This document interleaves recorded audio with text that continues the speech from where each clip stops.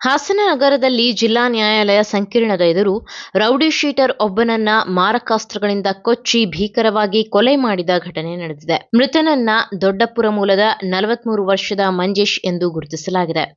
ಮೂಲಗಳ ಪ್ರಕಾರ ಮಂಜೇಶ್ ತಾಯಿ ಹಾಸನ ಮೂಲದವರಾಗಿದ್ದು, ಕುಟುಂಬ ಸದ್ಯ ಬೆಂಗಳೂರಿನಲ್ಲಿ ವಾಸಿಸುತ್ತಿತ್ತು. ಬೆಂಗಳೂರಿನಲ್ಲಿ ರೌಡಿ ಶೀಟರ್ ಆಗಿ ಗುರುತಿಸಿಕೊಂಡಿದ್ದ ಮಂಜೇಶ್ ವಿರುದ್ಧ ಅಲ್ಲಿನ ವಿವಿಧ ಠಾಣೆಗಳಲ್ಲಿ ಪ್ರಕರಣಗಳು ದಾಖಲಾಗಿದ್ದವು. ಭಾನುವಾರ ರಾತ್ರಿ ಕೆಲಸದ ನಿಮಿತ್ತ ಹಾಸನಕ್ಕೆ ಆಗಮಿಸಿದ್ದ ಮಂಜೇಶ್ನನ್ನ ಹಿಂಬಾಲಿಸಿದ ದುಷ್ಕರ್ಮಿಗಳು ಸೋಮವಾರ ಬೆಳಿಗ್ಗೆ ಸಾರ್ವಜನಿಕ ಸ್ಥಳದಲ್ಲೇ ಅಟ್ಟಾಡಿಸಿ ಮಾರಕಾಸ್ತ್ರಗಳಿಂದ ಮನಸೋ ಇಚ್ಛೆ ದಾಳಿ ನಡೆಸಿದ್ದಾರೆ.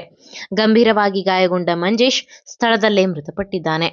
ಪ್ರಾಥಮಿಕ ತನಿಖೆಯಲ್ಲಿ ಹಳೆಯ ವೈಷಮ್ಯವೇ ಕೊಲೆಗೆ ಕಾರಣವಾಗಿರಬಹುದು ಎಂದು ಶಂಕಿಸಲಾಗಿದೆ. ಬೆಳಗಿನ ಜಾವದಲ್ಲೇ ಸಾರ್ವಜನಿಕ ಪ್ರದೇಶದಲ್ಲಿ ನಡೆದ ಈ ದಾರುಣ ಘಟನೆ ಸ್ಥಳೀಯರನ್ನ ಬೆಚ್ಚಿಬೀಳಿಸಿದೆ.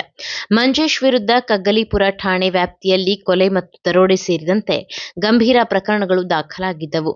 ಜೊತೆಗೆ ತಲಘಟ್ಟಪುರ ಠಾಣೆ ವ್ಯಾಪ್ತಿಯಲ್ಲಿಯೂ ಆತ ಸಕ್ರಿಯ ರೌಡಿ ಶೀಟರ್ ಆಗಿದ್ದಾನೆ ಎಂಬ ಮಾಹಿತಿ ಲಭ್ಯವಾಗಿದೆ.